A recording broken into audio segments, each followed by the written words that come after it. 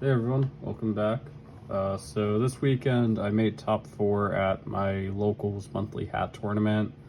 They started running hat tournaments last month, so this is the second one. Um, the first one I feel like my list was like really weird. I was playing really awkward ratios for card artifact trap tricks. So I did like a lot of tinkering, a lot of testing over time. Just found this list was really good. Um, so my matchups had been round one, I played against Evil Swarm. Round two, my loss was to Stun, and then round three, I played against Mythic Dragon Rulers. So to get right into it, with the smallest package of cards is the Trap Trick Engine. I played 3 Murmello, 1 Dianea, then Bottomless and Nightmare Hole. I know a lot of people like to play 2 Dianea, but in my testing I found that it was very bricky. I'd constantly see 1 or 2 Dianeas before I even had a single Murmello engrave. So eventually I just like decided this should only be at 1. I just want to see it late game, and you really just want to summon it the one time, because I don't know, I just feel like it's just very unreliable. I don't want to see it early. I want to make sure like I at least have a Murmello engrave, because like the amount of times where I'll see it, or like I'll draw 2 of it, and just like it's just a super dead card. So I just wanted to play 1. All the other ratios are pretty standard. For my artifact lineup, I played this one's a lot more standard. 3 Sanctum, 3 Ignition, 3 Mortal Talk, a Beagle Talk, and a Scythe. I like this a lot. The Scythe could be a second Beagle Talk. I like the Scythe just because it has high attack, but also in certain matchups it could be good. That's really all I'll say about this engine. Mortal Talk is insane. And then for like the card or like generic end cards, a lot of just like the more just generic parts of the deck in general. So first we got, of course, the 3 card D, 1 Curry Bandit. So these ratios I messed around with a lot.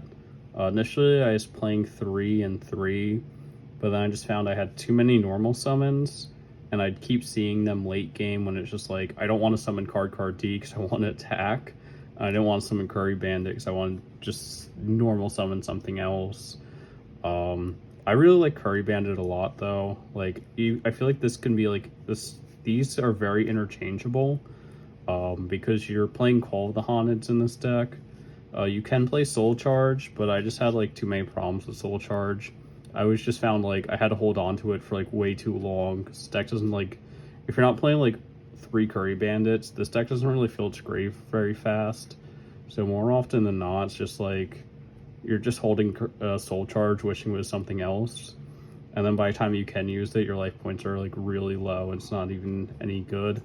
But if I was playing more Curry Bandits, I'd play Soul Charge. Instead, there's Call of the Haunted, and then like card Ds is like, this is another card like I kind of messed around with the ratios on, because like after you see it the first time, it kind of sucks. You want to start like summoning other things to further your game plan, but like when you go set 5 normal card draw 2, it's like just like copium straight to the brain. These cards are like really good starters, but after you see them past like turn 1, turn 2, they feel pretty bad. I was playing 3 Max C. I think like I just had like matchups that were bad for my tech cards, because like I kept seeing like Max C and my 2 DD Crows, and like against Evil Swarm and Stun, these cards just weren't any good. Whereas like as soon as I played against Mythic Rulers, they were just absolutely insane cards. So I don't think I would change these around, but yeah, based on like today's tournament, if I went exclusively off the like experience I had today, these were very bad. But in the grand scheme of things, these are definitely like mainstays. Triple Pot of Duality. This deck doesn't special summon like a whole lot on your own turn. Double Cyclone is absolutely insane. When you go double Cyclone, so you just like on your opponent's end phase, double Cyclone, pop like your set Moral Talk, pop their back row, and then summon back Moral Talk, pop one of their other cards. Like this card's actually just like nutty. And then like Pod Duality is another one of those cards that just pairs well with Card D, where it's like you pot, you get a card, it helps you set up your like set 5, you Card D, like Pod Duality is nuts. One Dark Hole, 2 Breakthrough Skills. I feel like this is probably like the worst interaction in my whole deck.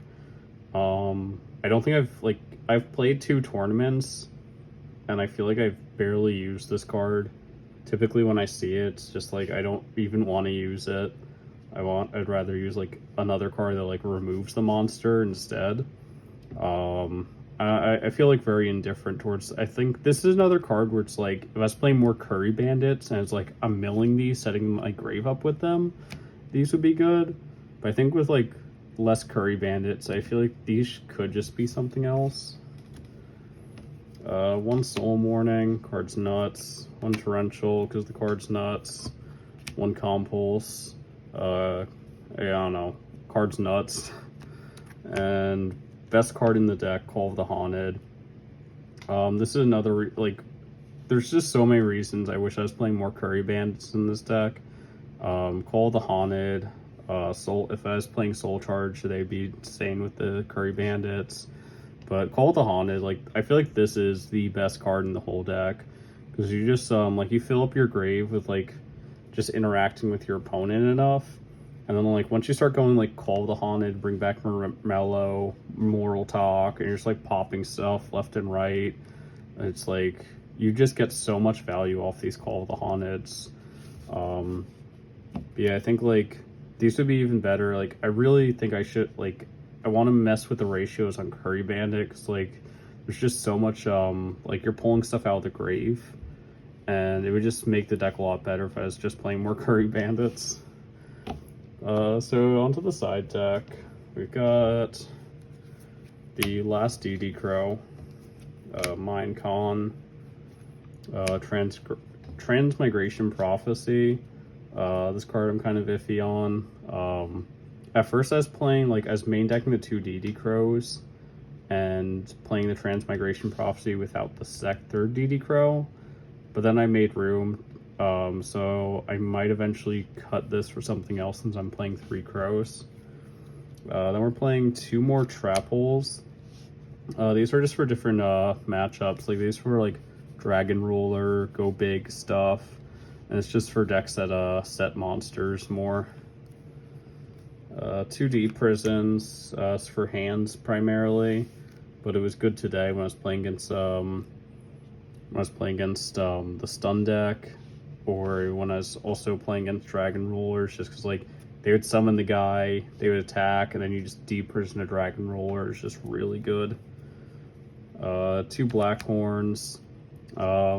This is a new card I put in since last month, and it felt kind of iffy. But that's again because, like, I tested against, like, decks that are, like, a little more, like, off-brand for the format. So I didn't get, like, the best experience trying to test, like, my, like, more meta-focused side deck patterns. 2 Debunks. This card's just pretty good. The first tournament that I played Hat and testing with my friends, this card always just feels really good. 2 MSTs. Initially, these were 2 wiretaps, and then I just found, like, wiretap to be, like, really bricky.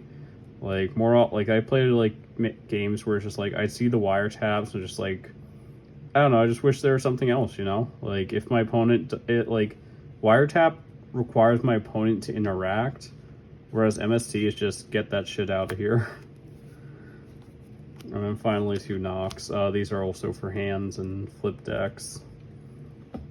So that's for this side deck. Finally, the extra deck. There are rank 4s. Ragna, Exciton, Abyss Dweller, Black Ship, Honor Arc, Rhapsody, Emerald, Giant Hand, Pleiades, Zenmayo, Durandal, Volcasaur, Tyrus, M7, and Gaia Dragon. Everything in here feels really good. Nothing much like really like common like talk about. So like you don't go into the extra deck a whole lot in this deck. Like you might make like an XE like once, maybe twice in a game. It's like it's not like rare, but it's not like super common. Like you're not like actively going in your extra deck like some other decks this format. You're just kind of like playing like your main deck monsters to grind out your opponent's resources. With playing against like Stun and Evil Swarm today, I think I made Zenmayo twice. I made an Honor Arc. Like probably just like I didn't make Ragna, didn't make this, didn't make this, didn't make this. I made an Honor Arc. I made a Rhapsody to use its effect to equip to a monster to pump by 1200 so I can run a monster over. That's kind of funny. Emerald, Giant Hand. So I made like a few of these things like once. I made this twice this weekend, but everything else just like once, twice. And then I made one game I went like Zenmayo, Pop 2, slap Gaia Dragon on top. That was kind of cool. But yeah, that's my cat deck profile. This is definitely a work in progress, but I feel like I'm getting a pretty decent grasp on it now. Let me know what you think. If you like this type of content, make sure to like, comment, subscribe, and I'm gonna catch you guys in the next one.